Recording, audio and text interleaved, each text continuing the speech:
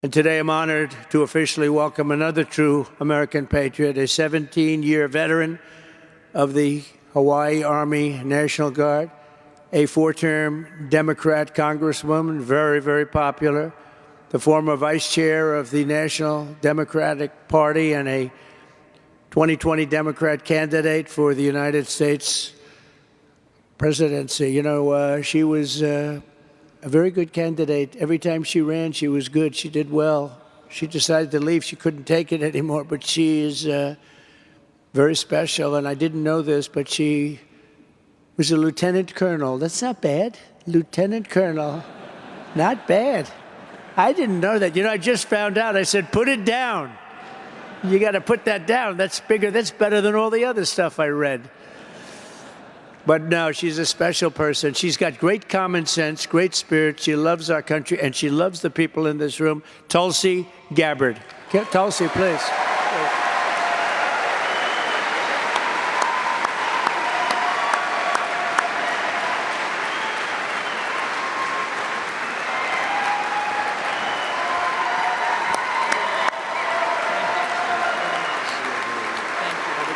Thank you.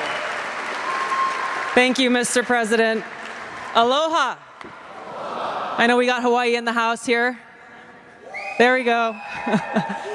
It is a privilege to be here with all of you, my brothers and sisters in uniform, especially on this day of all days. I had the privilege of joining President Trump this morning at Arlington Cemetery, where he joined 2 Gold Star families and loved ones of Staff Sergeant Hoover and Sergeant G, both of whom were 2 of the 13 killed in the Abbey Gate attack 3 years ago today in Kabul. And I can tell you, as we were there, as he laid a wreath at the tomb of the unknown soldier, joining these Marines' loved ones, I felt the sorrow that he shared with them in their loss. I felt and saw his sincere appreciation for these servicemen and women who paid the ultimate price and their loved ones who continue to grieve to this day. This is personal for me, as I know it is for so many of you here. This is real. It's not just words.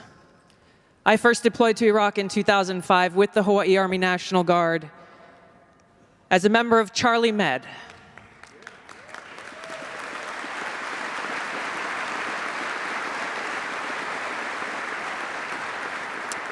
As those of you who were deployed during that time know, it was the height of the war, and sadly, we took many casualties. And every day we were confronted with that high human cost of war and that sadness as we boarded the plane when we left, that we were leaving some of our brothers and sisters behind, only to lose others when we got home to suicide. So I mean what I say when I share with you that I know that President Trump understands the grave responsibility that a president and commander-in-chief bears for every single one of our lives. Whether you're a soldier, you're an airman, a Marine, sailor, or a coastie, he keeps us in his heart in the decisions that he makes.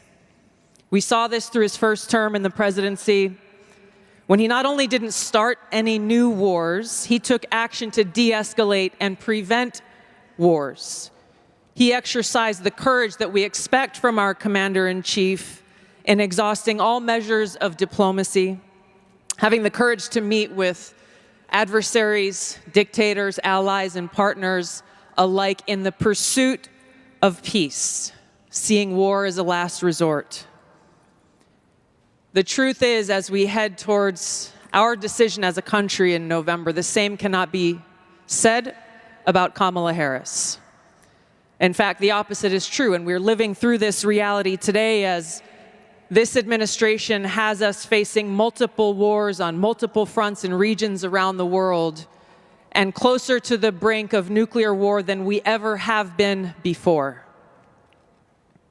This is one of the main reasons why I'm committed to doing all that I can to send President Trump back to the White House, where he can once again serve us as our commander-in-chief.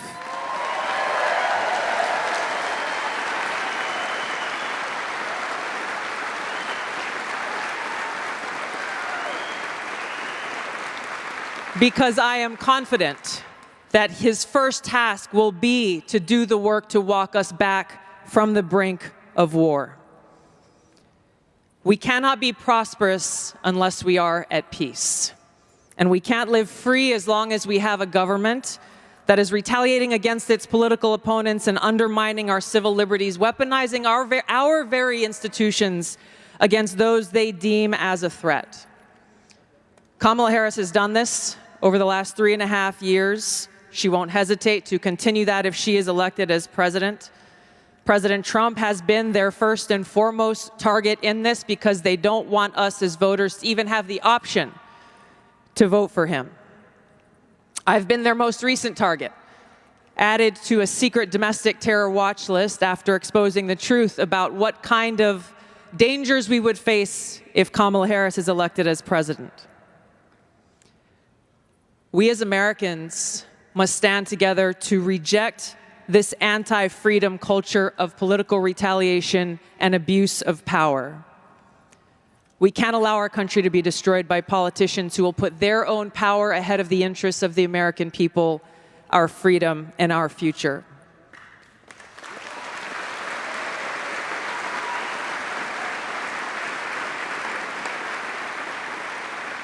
I am proud to stand here before you today, whether you're a Democrat, a Republican, or an independent. If you love our country, as I do, if you cherish peace and freedom as we do, I invite you to join me in doing all that we can to save our country and elect President Donald J. Trump and send him back to the White House to do the tough work of saving our country and serving the people. Thank you very much. Thank you very much, Mr. President.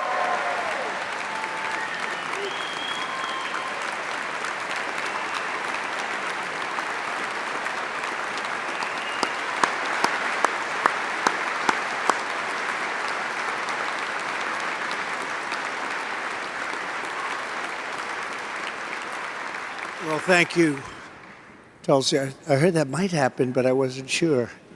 And it happened, because she's really an amazing person. So I look forward to working with Tulsi and everybody in this room, actually.